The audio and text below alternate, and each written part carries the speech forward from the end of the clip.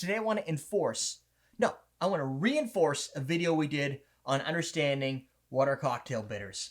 And we're going to enforce that with a classic cocktail called the Sazerac. Hi, I'm Derek Schomer, host of Common Man Cocktails, owner of AwesomeDrinks.com. If you like 3-minute videos in our 3-minute video series, check out AwesomeDrinks.com/3 for all of them.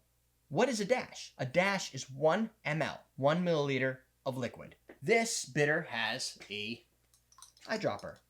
You fill the eyedropper up and you empty the entire contents of the eyedropper into your drink. That is 1 dash. Others have a dasher, a little plastic thing on top. The hole size may vary depending on the brand, the size of the bottle, and the ingredients. This one has a tiny little eyedropper, but mysteriously fills up about the same as a tall one. So the recipe I'm going to use is from recipe.awesomedrinks.com.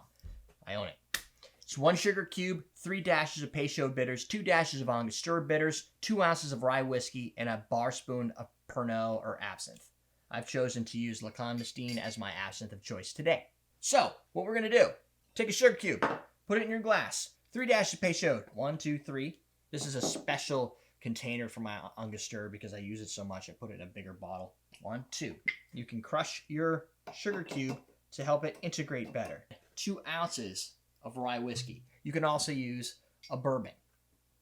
A standard, original Sazerac was a brandy-based cocktail. Shh. This drink has no ice. Very strange. However, we take a chilled glass, dump the ice. We're going to add in a 1/4 ounce, typically, or whatever you can get, of absinthe. Strip it right in there. Swirl it around nice and good. And I'm using a white absinthe, so I can already see it's milking up and it's sticking to the edges. Now you dump it.